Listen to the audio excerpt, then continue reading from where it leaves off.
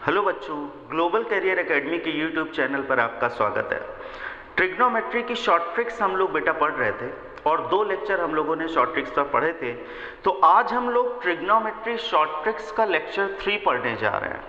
ठीक है, अब इसमें ट्रिक्स क्या है, ट्रिक्स को समझने से पहले हम लोग क्या करेंगे, कुछ बेसिक कॉन्सेप्ट को समझ लें तो इनको समझने में बहुत आसानी हो जाएगी। देखिए बेटा क्या है, अगर मैं आपसे पूछूं कि साइन अल्फा की मिनिमम और मैक्सिमम वैल्यू क्या होती है, तो आप क्या बोलोगे बेटा?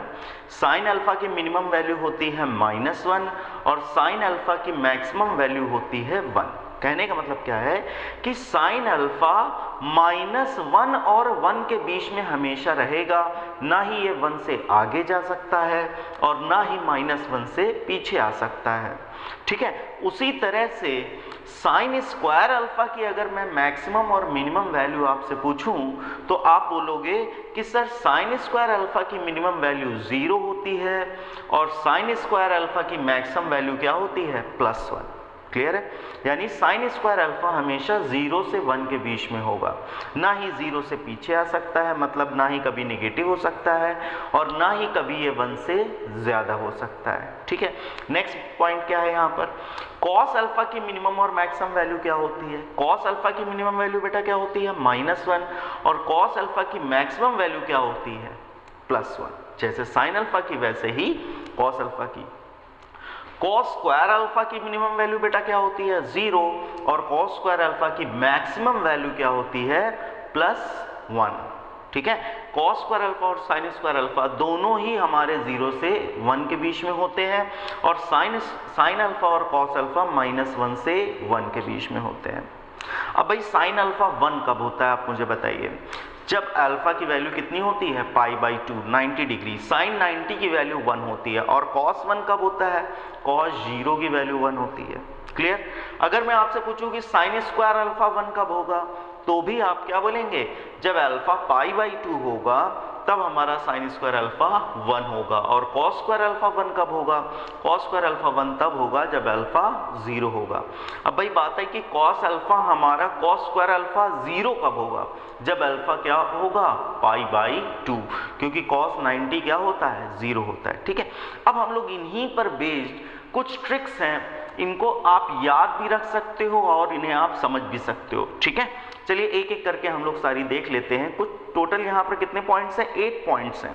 ठीक है, ये सारे पॉइंट्स हमारे डायरेक्ट क्वेश्चन भी पूछे जा सकते हैं और कई सारे क्वेश्चन में इनका यूज भी अलग अलग तरीके से किया जाता है। ठीक है, तो आप इनको याद ही कर लीजिएगा, अगर समझ गए तो आराम से याद हो जाएगा, अदरवाइज आपको याद करना है। ठीक है, देखिए पहला पॉइंट क्या है कि sine square alpha plus sine square beta अगर 0 है, sine square alpha plus sine square beta अगर 0 है तो ये जरूरी है कि अल्फा बराबर बीटा बराबर 0 होगा। यानी अल्फा और बीटा दोनों हमारे क्या होंगे? 0, क्योंकि साइन 0 क्या होता है? 0, और यहाँ पर भी साइन 0 यहाँ रख दें, 0 यहाँ रख दें तो ये 0 हो जाएगा। इसके अलावा आप कुछ भी अगर आप वैल्यू रखते हो यहाँ पे तो फिर आपका 0 नहीं हो रहा है, -π/2 से π/2 के बीच में। क्लियर है कि नहीं? नेक्स्ट पॉइंट क्या है? Cos square alpha plus cos square beta is equal to 0। Cos square alpha, फिर से वही बात है, कॉस 0 कब होता है? जब अल्फा 90 डिग्री होगा, यानी कि अल्फा बराबर बीटा बराबर π/2। डायरेक्ट आप बोल सकते हो यहाँ पे। ठीक है, ये डायरेक्ट आपको याद रखना है या फिर आप इसको समझ लीजिए कैसे हो रहा है। ठीक है, तो यहाँ पर आप क्या बोलेंगे? Alpha is equal to beta is equal to π/2। Next point क्या है? Sine square alpha plus sine square beta is equal to 2। अब बेटा ये 2 कब होगा? 2 कब होगा? ये भी 1 हो जाए, ये भी 1 हो जाए, 1 + 1 क्या हो जाएगा? 2, क्योंकि 1 से ज्यादा तो हो नहीं सकता, 1 से कभी साइन स्क्वायर अल्फा ज्यादा नहीं हो सकता। मैक्सिमम वैल्यू इसकी क्या हो सकती है? 1। तो हम लोग बोलेंगे सर ये भी 1 हो जाए, ये भी 1 हो जाए। अब ये 1 कब होगा? जब अल्फा हमारा क्या होगा? π/2, यानी कि हम लोग सीधे बोलेंगे alpha is equal to beta is equal to π/2। Next point क्या है? Cos square alpha plus cos square beta is equal to 2। फिर से वही बात आ गई, कॉस स्क्वायर अल्फा की मैक्सिमम वैल्यू क्या होती है? +1। तो हम लोग बोलेंगे सर ये भी 1 हो जाए, ये भी 1 हो जाए तो ये 2 हो जाएगा, यानी कि हम लोग क्या बोलेंगे, alpha is equal to beta is equal to 0, क्योंकि cos 0 क्या होता है, 1 होता है। ठीक है, नेक्स्ट पॉइंट देखिए बेटा, sine square alpha plus cos square beta is equal to 2। फिर से वही बात है, इसको भी 1 कर दीजिए, इसको भी 1 कर दीजिए, 1 प्लस 1 क्या हो जाएगा, 2। अब ये 1 कब होगा, जब अल्फा क्या होगा, 90 डिग्री और बीटा क्या होगा, 0 होगा। ठीक है, नेक्स्ट पॉइंट देखिए, sine alpha plus sine beta is equal to 2। Sine alpha plus sine beta is equal to 2। अब भाई साइन अल्फा की मैक्सिमम वैल्यू क्या होती है, +1, साइन बीटा की भी मैक्सिमम वैल्यू क्या होगी, +1, 1 प्लस 1 क्या हो जाएगा, 2, यानी कि इन दोनों को मुझे 1 करना है। 1 कब होगा, जब alpha is equal to beta is equal to π/2।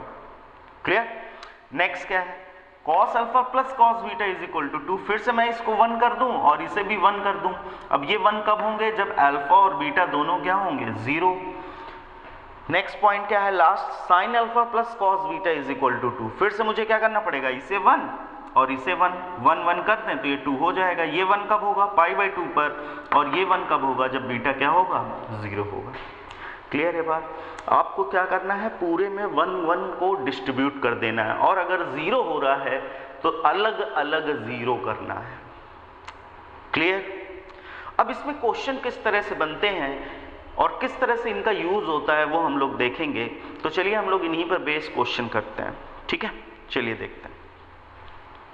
Okay बेटा, आज की क्लास का पहला क्वेश्चन, जैसा कि आप लोग जानते हैं कि 22 क्वेश्चन मैं आपको ऑलरेडी ट्रिग्नोमेट्री में करा चुका हूँ, शॉर्ट ट्रिक पर बेस्ड।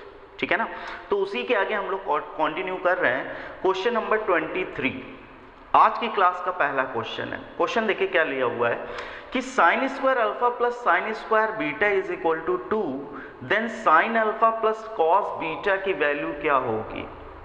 ठीक है, चलिए हम लोग इस क्वेश्चन को समझते हैं। देखिए क्या दिया हुआ है, गिवन है आपको कि sine square alpha plus sine square beta this is equal to 2। Clear है, तो हमें बताना है कि sine alpha plus cos beta की वैल्यू क्या होगी। अभी मैंने आपको सिखाया कि भाई अगर ये 2 हो रहा है तो इसे भी 1 कर दीजिए और इसे भी 1 कर दीजिए। 1 प्लस 1 क्या हो जाएगा, 2 हो जाएगा, क्योंकि 1 से ज्यादा हो नहीं सकता।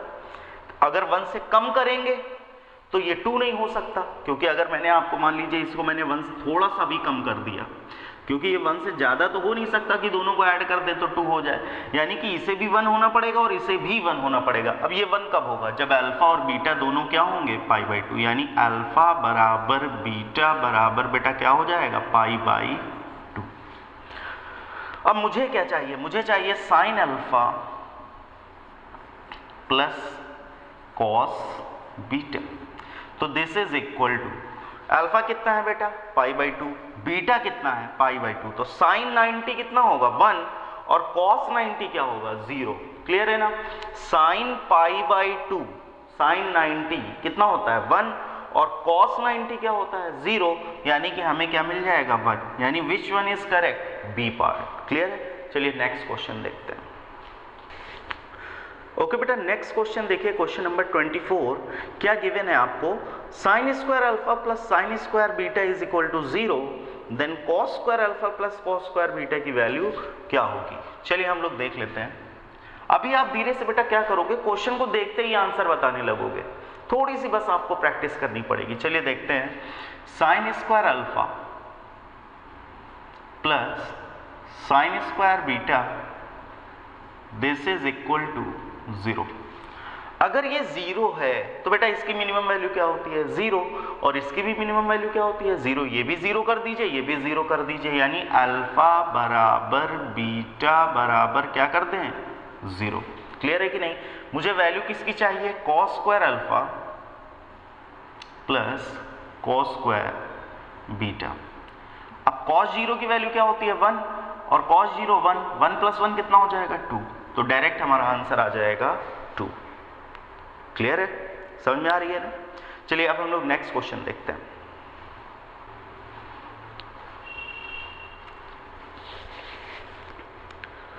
ओके बेटा, नेक्स्ट क्वेश्चन आपके सामने, क्वेश्चन नंबर 25। ट्राई करिए आप देख करके इसका आंसर बता पाए, कोशिश करिए।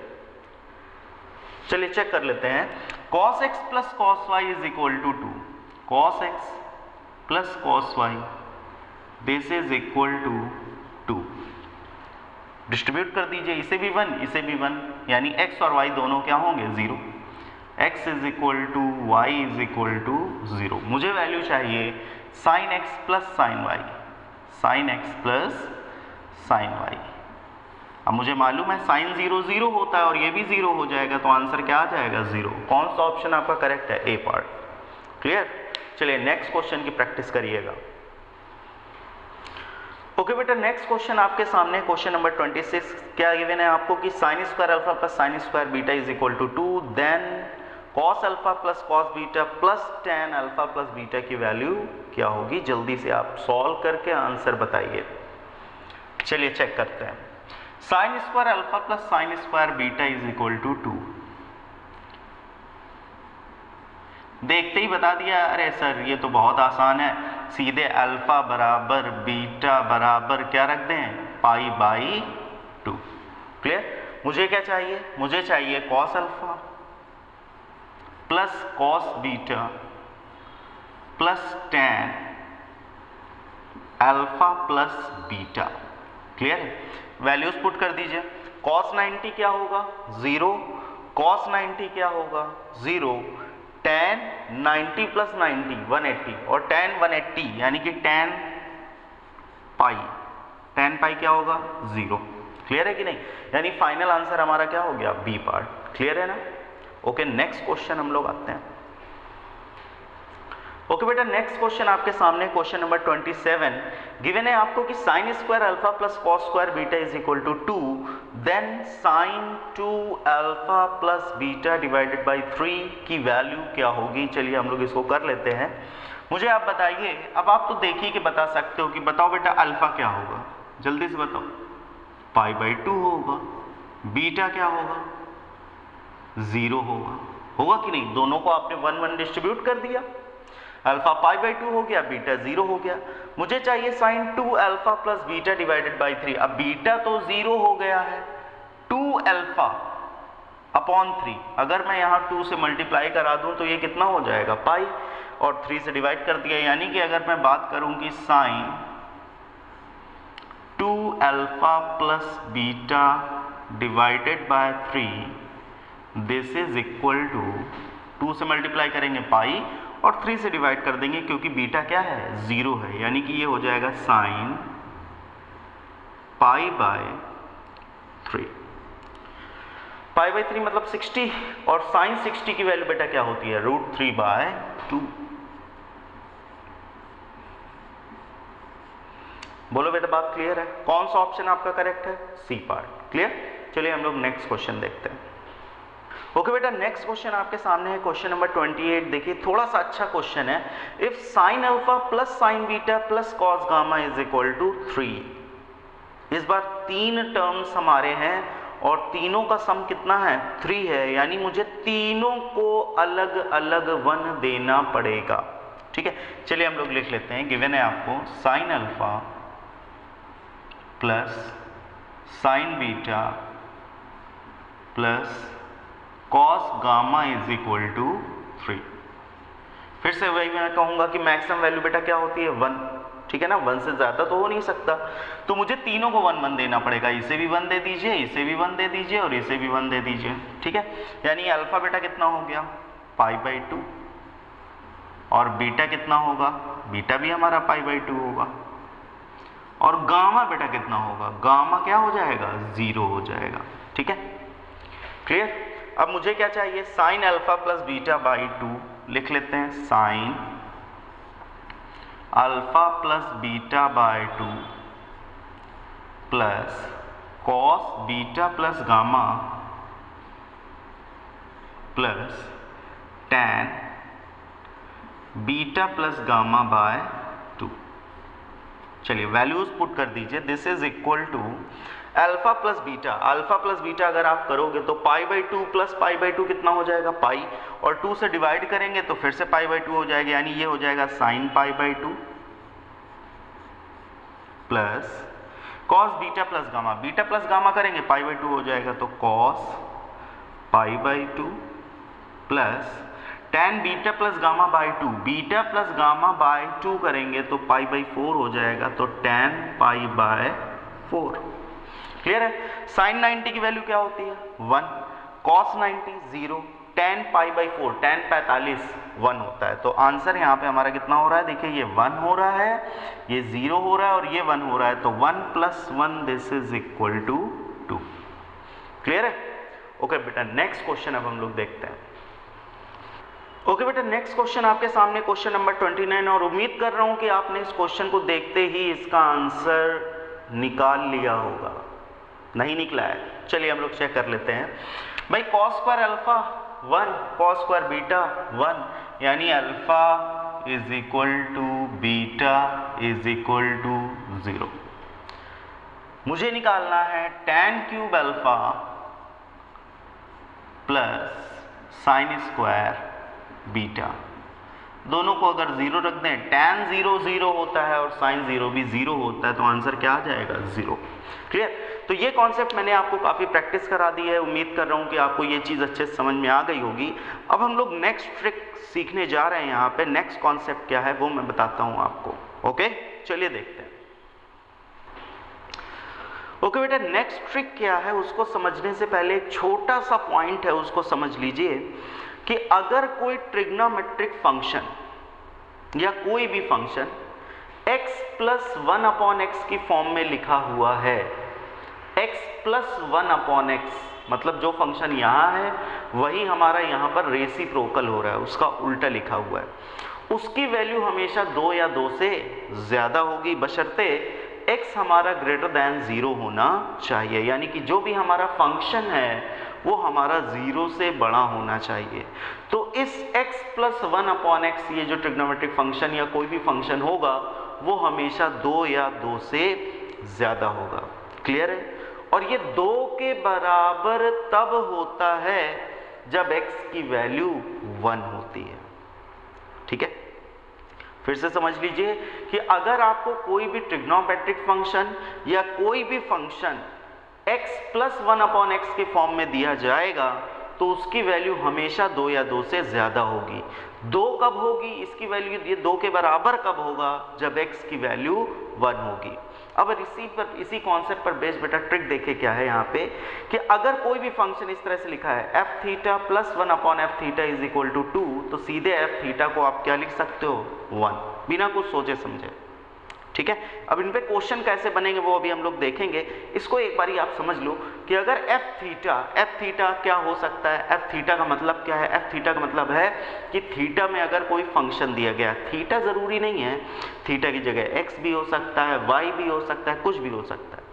ठीक है, एफ थीटा की जगह आप लिख सकते हैं sine theta, cos theta, tan theta, tan square theta, sec square theta, कुछ भी आप यहाँ पर लिख सकते हो।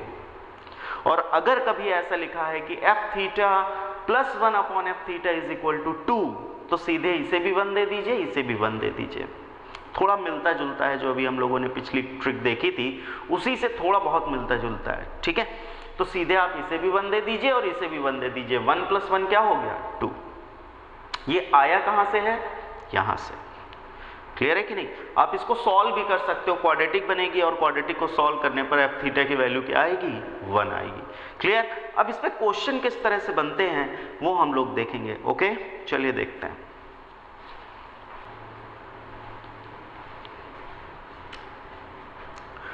ओके बेटा, क्वेश्चन को ध्यान से पढ़िए, क्या दिया हुआ है।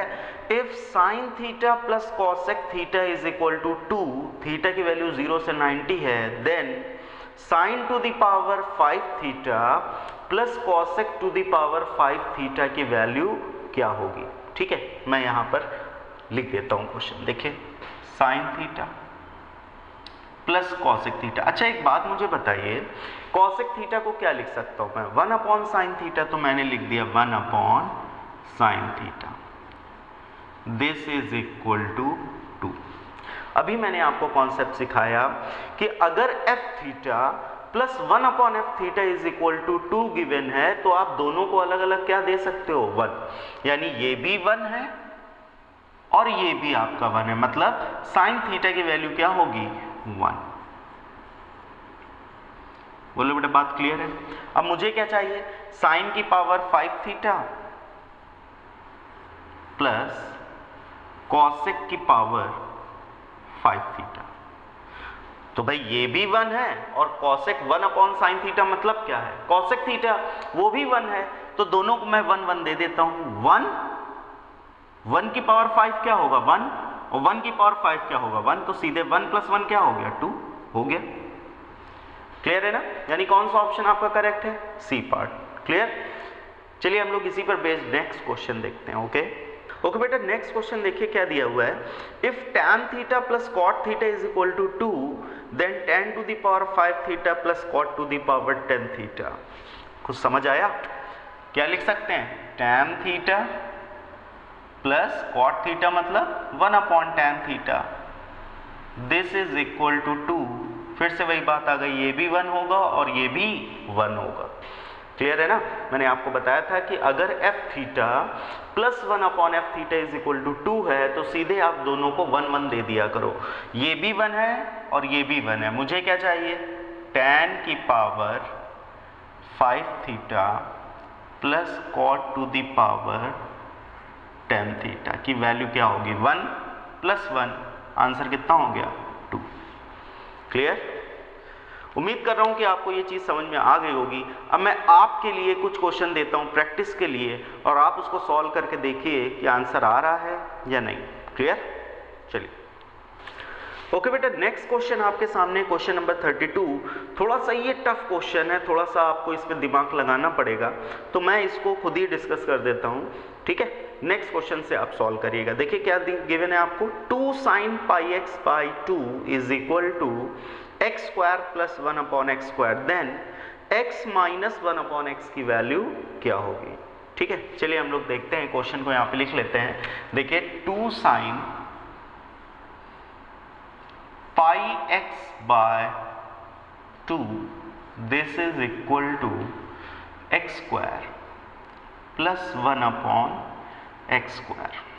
ठीक है, मुझे चाहिए x माइनस 1 अपॉन x की वैल्यू क्या होगी। चलिए ध्यान से देखिए, ये देखिए क्या लिखा हुआ है, x² प्लस 1 अपॉन x²। मैंने अभी आपको बताया था कि अगर x प्लस 1 अपॉन x के फॉर्म में, क्या ये उस फॉर्म में है, हाँ, x² प्लस 1 अपॉन x², ये जो वैल्यू है ये हमेशा 2 या 2 से ज्यादा होगी।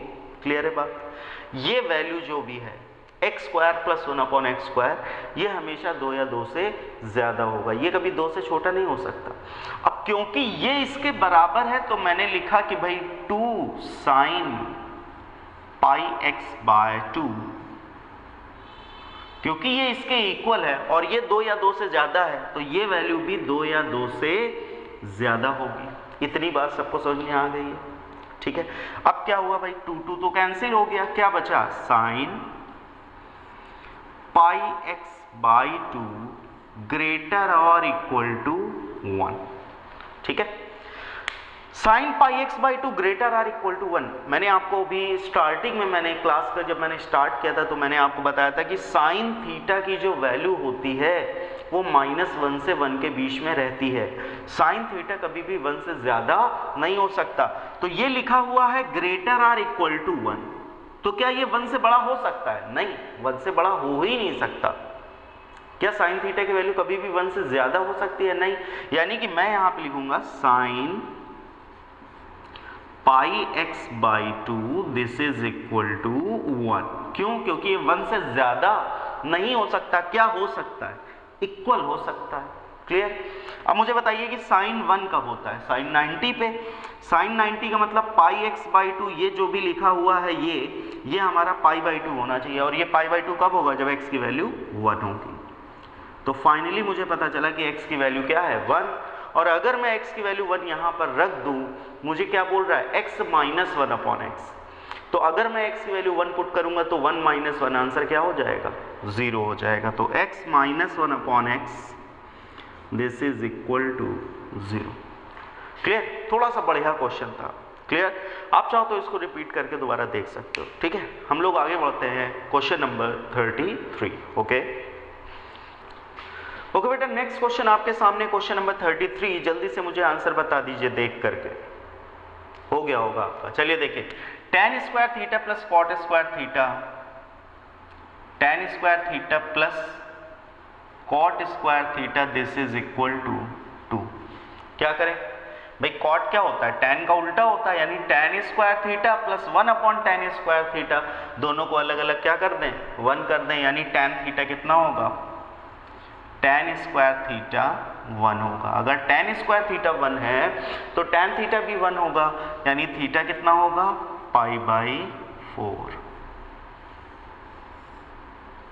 क्लियर, tan π/4 क्या होता है, 1। क्लियर हो गया। चलिए नेक्स्ट क्वेश्चन देखते हैं। ओके बेटा, नेक्स्ट क्वेश्चन आपके सामने, क्वेश्चन नंबर 34। देखते ही मुझे इसका आंसर बता दीजिए। कितने लोगों का 2 आ गया है, गुड। चलिए हम लोग देखते हैं, sec x plus cos x, this is equal to 2। फिर से वही बात है कि sec x का मतलब बेटा क्या होता है, 1/cos x, उसी फॉर्म में दिया हुआ है। f theta plus 1/f theta, दोनों को क्या कर दें, 1 1। तो भाई cos x भी 1 होगा, sec x भी 1 होगा। sec x is equal to cos x is equal to 1। अब एक्सप्रेशन आपको क्या दिया हुआ है, sec की पावर 16x। अब 1 की पावर कुछ भी कर दें 1 ही रहता है, तो 1 + 1, तो फाइनल आंसर क्या हो जाएगा, 2। Clear. Okay, next question. Okay बेटा, नेक्स्ट क्वेश्चन आपके सामने, क्वेश्चन नंबर 35, आंसर 2 आ गया ना। देख करके आप क्वेश्चन को कर पा रहे हैं कि नहीं कर पा रहे हैं।